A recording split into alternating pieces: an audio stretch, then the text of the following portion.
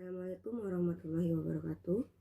Kami dari kelompok 6 akan membahas bab 11 dan bab 12 tentang sistem informasi keuangan dan sistem informasi SDM.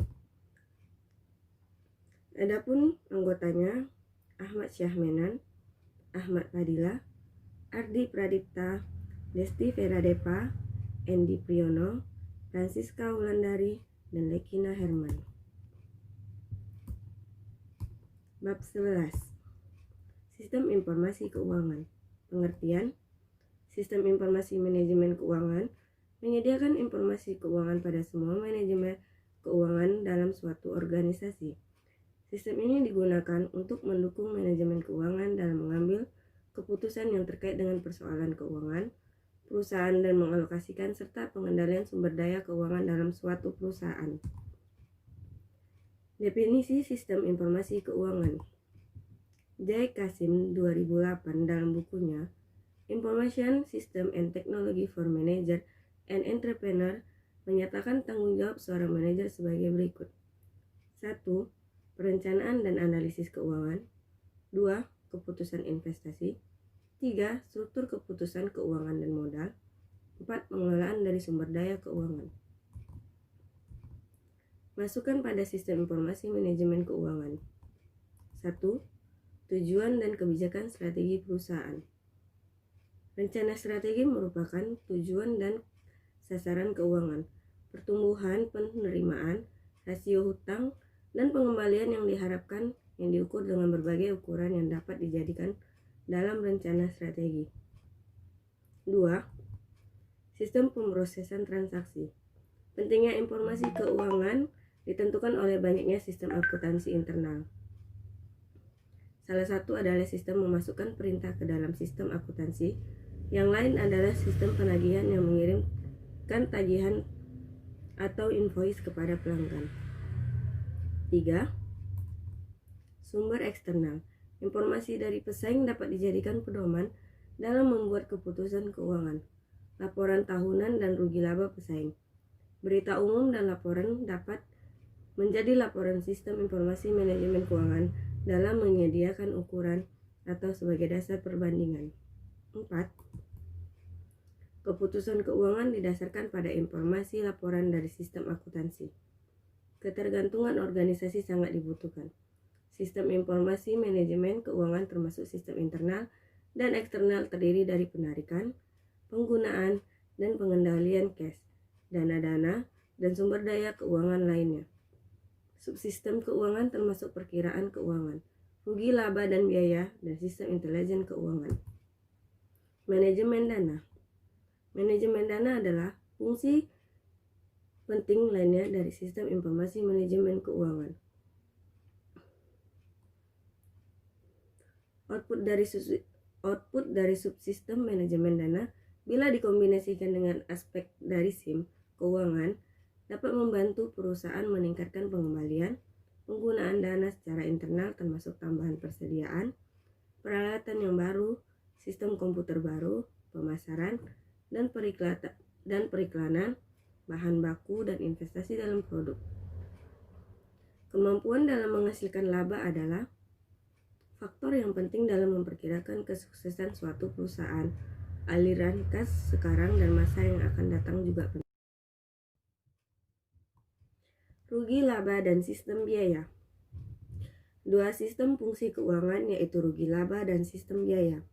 Data pendapatan dan pengeluaran untuk berbagai departemen direkam oleh sistem pemrosesan transaksi dan menjadi sumber internal utama dari informasi keuangan. Suatu organisasi memiliki pusat laba, di mana artinya juga merupakan jalur biaya keseluruhan pendapatan dan laba bersih. Model sistem informasi keuangan. Sistem informasi keuangan untuk menjelaskan subsistem CBIS yang merupakan informasi kepada orang atau kelompok baik di dalam maupun di luar perusahaan tentang masalah keuangan perusahaan. Informasi disajikan dalam bentuk laporan periodik, laporan khusus, hasil dari simulasi matematika, komunikasi elektronik, dan saran dari sistem pakar. Sistem informasi keuangan berisi subsistem input dan output. 2 dari subsistem input, sistem informasi akuntansi dan subsistem yang dikhususkan untuk mengumpulkan intelijen. Juga terdapat pada sistem fungsional lainnya. Subsistem input ketiga, audit internal terdiri dari auditor yang menganalisis sistem konseptual perusahaan untuk memastikan bahwa data-data keuangan diproses secara tepat. Bab 12. Sistem informasi SDM. Pengertian. Sistem informasi sumber daya manusia adalah sistem yang bertugas untuk mengumpulkan dan memelihara data kepegawaian dan mengolah data tersebut menjadi informasi yang berguna bagi pihak manajemen dan mengambil keputusan tentang sumber daya manusia. Sistem informasi SDM memberikan beberapa tujuan, yaitu dapat menghandle berbagai catatan rekaman tentang gaji, payroll, manfaat kebijakan asuransi, jalur karir, dan riwayat pegawai yang sebelumnya dilakukan dengan tangan. Dengan sistem informasi SDM dapat mengurangi kertas kerja atau paperwork dan memotong biaya administrasi. Model sistem informasi SDM.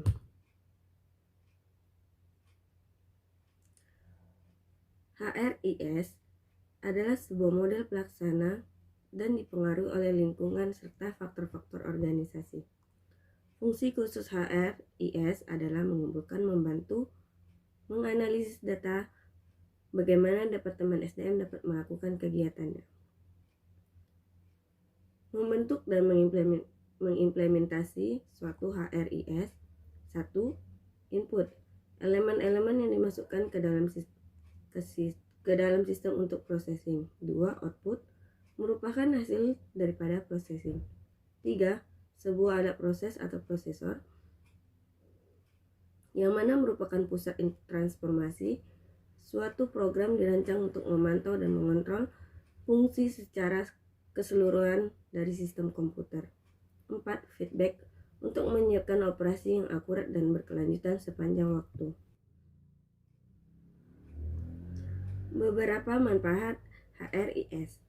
Speed and efficiency, yaitu perbandingan laporan database tentang anggaran mungkin menggunakan hari atau minggu pada prestasi dengan beberapa jam kerja karyawan. 2. Kekuatan yang besar dari sistem komputer untuk kegiatan seperti perbandingan, tingkat absensi secara mingguan dan produktivitas kerja akan menjadi lebih mahal di masa yang akan datang. Fungsi sistem informasi SDM. 1. Wage and salary, struktur pembayaran gaji, rencana peningkatan, sejarah atau perkembangan gaji. 2. Benefit, seperangkat benefit perusahaan, data atas manfaat atau terakumulasi. 3. EEO compliance, informasi minoritas, penarikan dan pengembangan. 4. Labor relation dan perjanjian kontrak kerja. 5. Training and development. 6. Health and safety. 7. Manajemen succession, career planning, informasi tentang keahlian, spesialis dan kemungkinan promosi. 8. Human resource planning, proyeksi kebutuhan SDM untuk masa yang akan datang. 9. Stepping, penugasan kerja tentang karyawan seperti gaji, keamanan sosial dan nama jabatan. 10.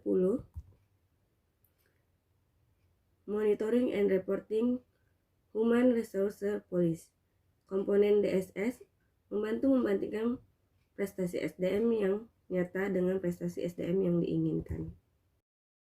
Baiklah teman-teman, sekian hasil presentasi dari kelompok kami. Jika ada yang ingin bertanya, kami persilakan. Assalamualaikum warahmatullahi wabarakatuh.